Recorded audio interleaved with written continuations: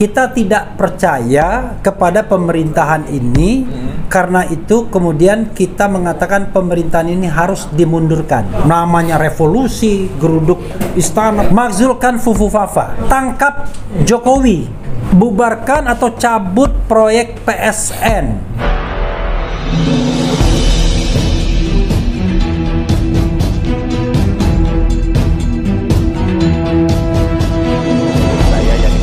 Driver online Depok.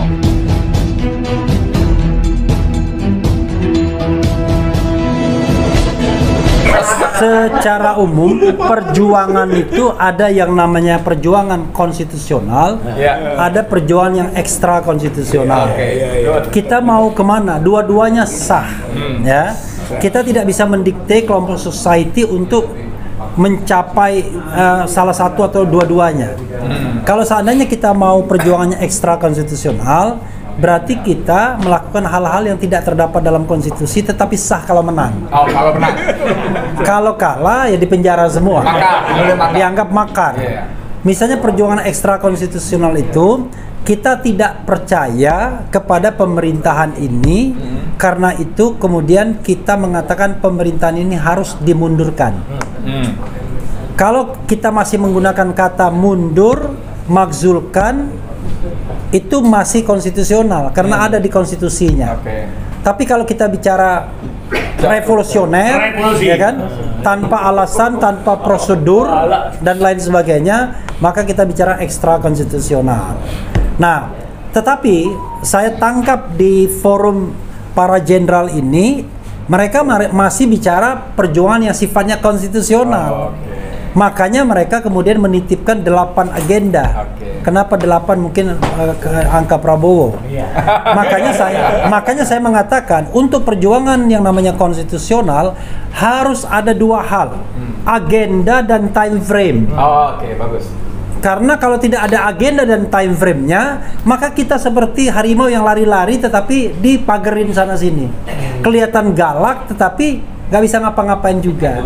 Jadi kalau misalnya kita sepakat perjuangan konstitusional masih, ya kan, maka kita harus kasih agenda apa dan kapan waktunya. Karena kalau seandainya itu tidak tercapai, maka kita akan bergerak pada perjuangan yang ekstra konstitusional.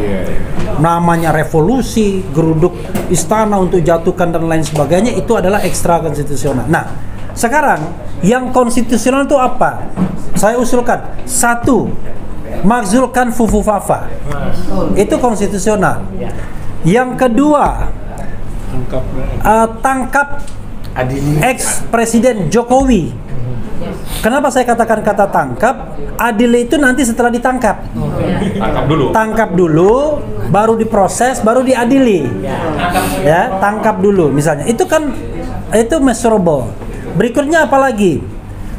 Bubarkan atau cabut proyek PSN. Apakah di seluruh Indonesia? Apakah hanya PIK dulu? Kan saya bicara time frame tadi.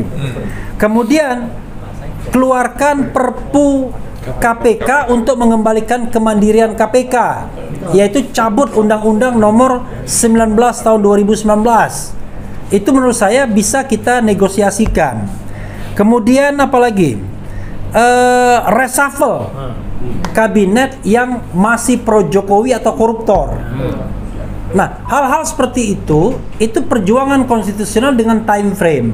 Saya tadi kasih time frame-nya itu adalah 1 tahun. Kelamaan.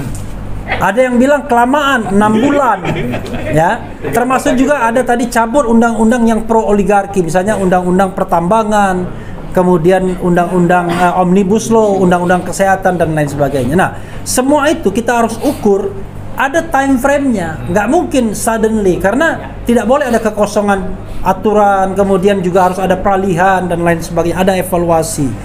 Kalau itu tidak bisa dilakukan Prabowo dalam jangka waktu 6 bulan atau 1 tahun, maka apa sikap kita? Artinya, masa kita kasih the second chance lagi, ya kan?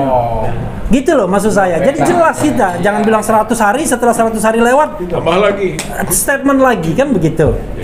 Jadi kalau kita mau percaya, ya silakan kita dukung saat ini, sepanjang Anda melakukan hal-hal ini.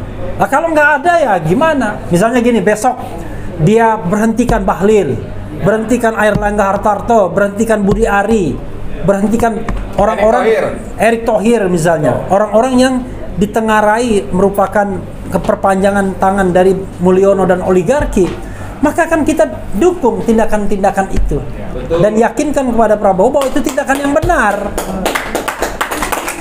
Lalu dia mau keluarkan Perpu KPK misalnya, dia lihat kiri kanan, tanya Yusril bilang jangan, tanya Otto jangan, tanya Edi Hiaris jangan, ya kan? Lalu dia bilang, lah yang benar mana? Kan nggak mungkin dia tanya Refli Harun kan? Maka yang terjadi adalah kita meyakinkan Prabowo kalau dia melakukan itu, maka itu tindakan benar dan kita akan dukung.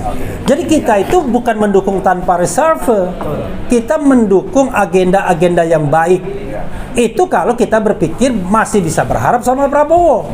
Nah, kalau nggak bisa berharap lagi ya nggak ada gunanya kita kumpul-kumpul omon-omon begini. Itu dia. Prabowo omon-omon, kita juga omon-omon jadinya. Wassalamualaikum warahmatullahi wabarakatuh.